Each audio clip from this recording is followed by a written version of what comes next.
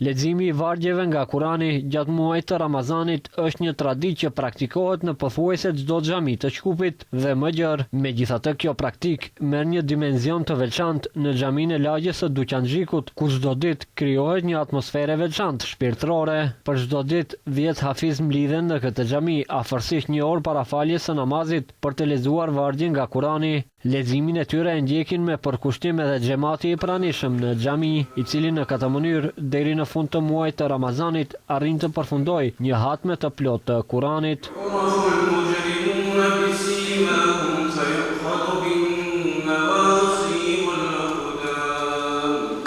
Në mesin e hafizëve që sot lexuan vargjen nga Kurani ishte edhe hafizi 13 vjeçar Diar Ibrahimi, i cili hifzin e kishte kryer 3 vjet më parë dhe për 3 vjet me radh lexon në këtë xhami.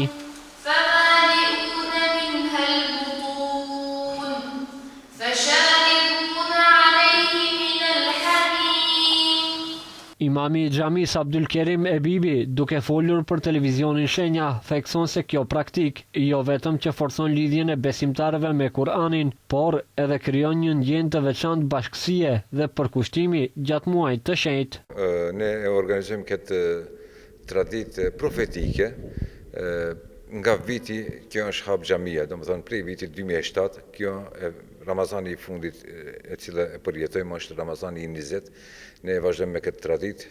Traditën e kemi filluar me 3 hafiza, pastaj është rrit numri me 7, me 8, edhe ka 12 vite që jemi 10 hafiza dhe e praktikojmë këtë praktikë. Ramazani njihet si muaji i Kuranit, por në Shkup ai është shndruar edhe në një periudhë të veçantë për të rinjt që përmbyllin rrugtimin e tyre të hifzit. Çdo vit gjatë këtij muaji të bekuar, shumë të rinj arrin të përfundojnë memorizimin e Kuranit, duke e bërë Ramazanin jo vetëm adhurim, por edhe një kohë krenarie dhe gëzimi për familjet dhe komunitetin.